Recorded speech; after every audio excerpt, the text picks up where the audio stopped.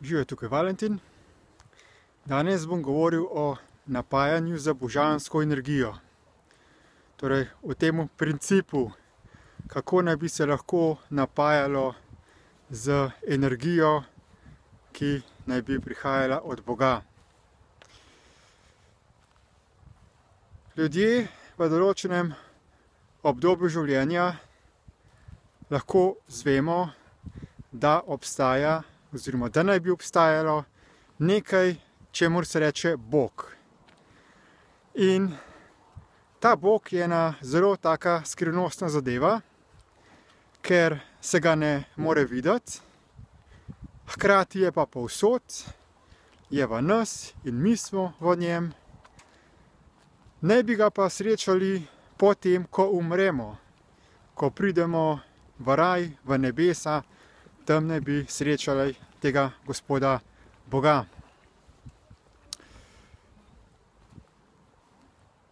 In potem nekateri ljudje želijo z tem Bogom komunicirati, se z njim povezati, postati z njim prijatelj, tako da Bog potem poskrbi za blagostanje v njihovem življenju. Kajti trpljenje na tem svetu naj bi bilo posledica ločenosti od Boga, pozabe na Boga. In v trenutku, ko se Boga spomniš oziroma ko ga priznaš, ko priznaš njegov obstoj in ko začneš z njim komunicirati, ko začneš moliti, potem pa ti on ustreže in ti da določene stvari. In ena izmed stvari so tudi energije dobrih občutkov. Nekateri prakticirajo meditacijo, v kateri se prepustijo Bogu, da potem ta oseba postane kanal za božansko energijo, da se ta energija potem kanalizira v ta svet in da ta svet nekako prečisti, da se napaja z življenjem.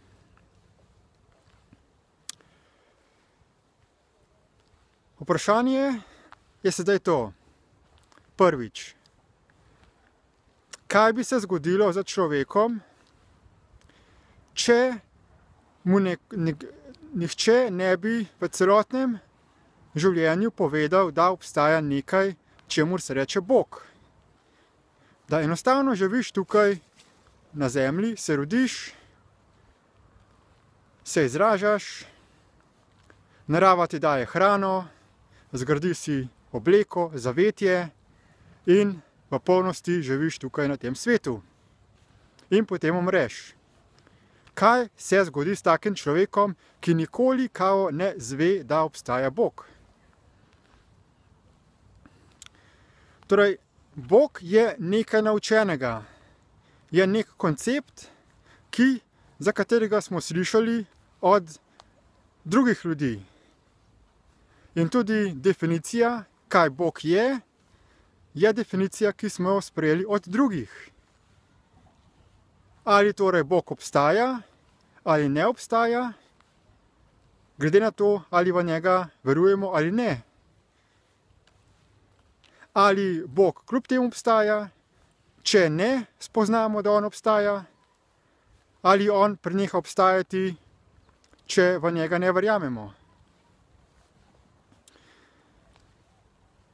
Potem pa še ena zadeva. Ko v meditaciji se predamo Bogu, ko začne skozi nas teči energija, ko doživljamo neke občutke in potem tej energiji rečemo, da je to božanska energija, kaj je v bistvu ta energija? Kaj so ti občutki? Kako vemo, da je ta energija božanska? Da je to energija, ki nam jo je poslal Bog, zato, da se z njo napajamo, v smislu, da je to naša nagrada, ker smo pač verjeli v njega, ker pač v njega verujemo. No, ko sem jaz raziskal zadeve, po 15 letih raziskovanja vseh teh duhovnih teorij in tudi praks, tudi osebnega čutenja številnih dobrih energij, sem potem spoznal določeno razlago, ki se mi zdi še najbolj smiselna. In sicer, ta energija ni božanska energija življenja, kajti življenje je Bog. Vse, kar obstaja, je življenje. Mi ne moremo biti ločeni od Boga. Ločenost je iluzija. Kaj pa je tisto, kar povzroča iluzijo? To pa je oziroma umsko-zavestni sistem, ki je sestavljen iz energij, ki potrebuje proizvodnjo energij za svoj obstoj. Obstaja zavedanje tega trenutka ali pa nezavedanje. In vsak lahko preizkusi eno dejstvo. Če si pozoren na svoje dihanje, če se zavedaš svojega diha, si za pozornostjo tukaj. Se zaveš svojega telesa. Na ta način se prizemljiš. Če pa greš v če začneš razmišljati, če uporabljaš domišljijo, potem pa zgubiš zavedanje sedanjega trenutka. Jaz recimo, ko se zdaj sprehajam, ker učinkovito diham, se zavedam moje okolice, mojega telesa v slehernem trenutku in se tudi zapomnim. In na ta način obvladujem svoje telo in ravnam odgovorno. Če pa bi sedaj razmišljal o nečem, potem pa bi na koncu, ko bi spet se spomnil na svoje dihanje, pozabil na to, se ne bi zavedal okolice, skozi katero sem hodil. Ker takrat sem v domišljiji, sem v je ločenost od življenja, je ločenost od fizične, univerzalne fizične realnosti v tem trenutku. In Bog. Reče se po eni strani, vse je Bog, vse je božansko. Torej, vse je iz enake snovi.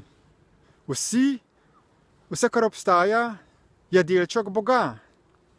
Potem takem, noben delček realnosti ni več ali manj vreden od ostalega delčka stvarstva. Vse je enakovredno.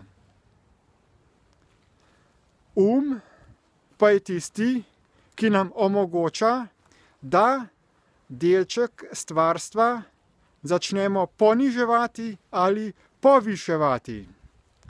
Da nekemu delčku stvarstva znižamo ali povečamo vrednost. In če vzamemo besedo Bog, če pogledamo, kaj je definicija Boga, se pravi, Bog je neko bitje, ki je več vredno od človeka. Mi smo manj vredna bitja, nemočna bitja, ker nič ne vemo, ker nimamo takih sposobnosti. Bog pa je vseveden in vsemogočen. Torej, Bog kot sama entiteta, po definiciji, ki smo si jo zmislili ljudje, je nekaj več vrednega od nas samih. In če gremo v v meditaciji in si ustvarjamo entiteto na osnovi te definicije Boga, da je Bog nekaj več vrednega, nekaj naj, potem ustvarjamo v našem konflikt, ker smo v našem ustvarili entiteto, ki je več vredna od ostalih delčkov stvarstva. In ta polarnost med nami in med našo umsko domišljijo ustvarja v nas konflikt. Ta konflikt pa povzroči vibriranje materije, vibriranje te snovi, iz katere je sestavljeno celotno stvarstvo in tudi naše fizično telo. In ta oziroma umsko-zavestni sistem potem zaradi našega notranjega konflikta proizvede energijo. Energija je sekundarna pojavnost, ki se proizvede iz materije in izčrpava materijo. To čutenje energije potem mi začnemo definirati kot božansko energijo, kot življenjsko energijo.